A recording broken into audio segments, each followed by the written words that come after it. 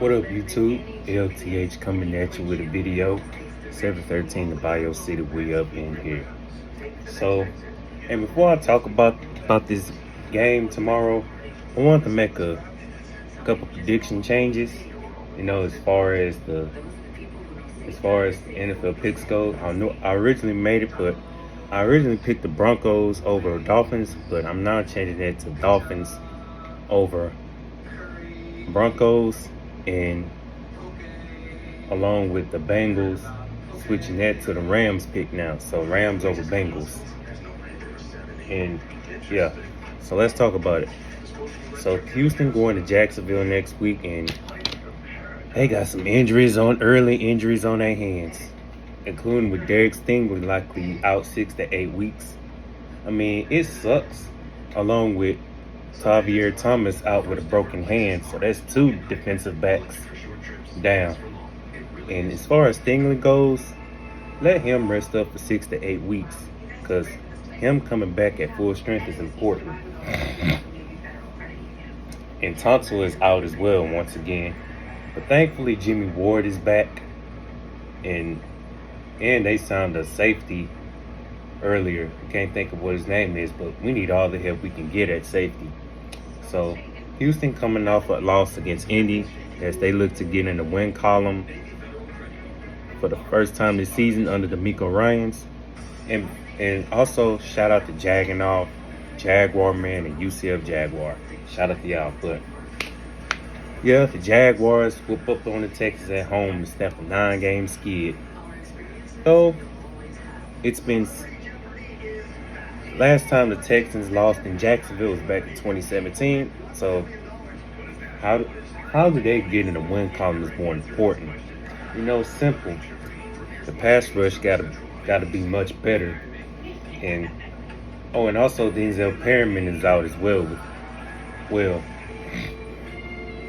But pass rush gotta be on point. They gotta force turnovers and create sacks, which wasn't the case last week versus Indy.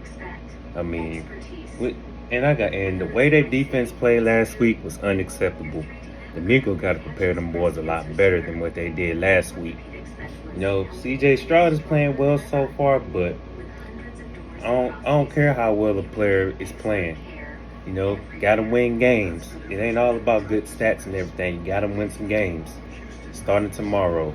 So defense got to play a lot better. Dig deep,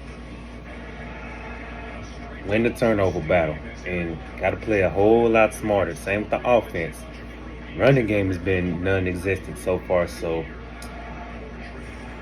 with our backup O-line, they got to find a way to open up some holes for Damian Pierce and Singletary, because so far the running game has been non-existent.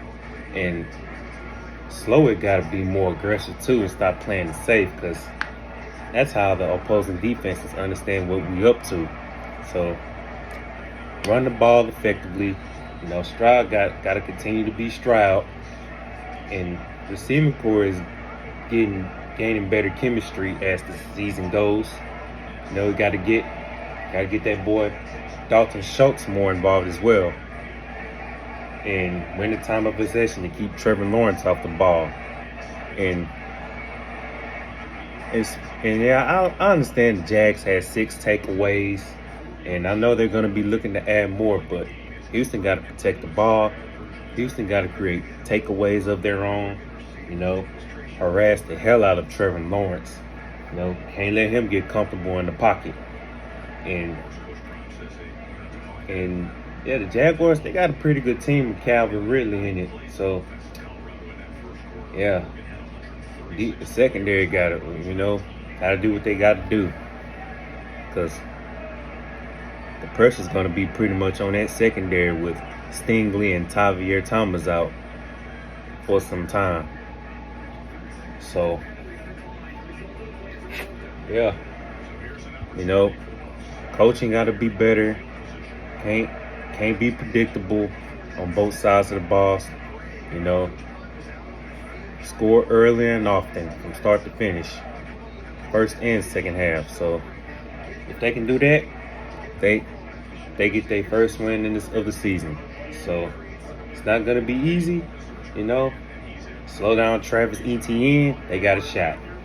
Take the Jaguars running game, they got a chance. So there's that. That's my preview for Jags and Texans. So go Texans. Let's get this W tomorrow. Peace.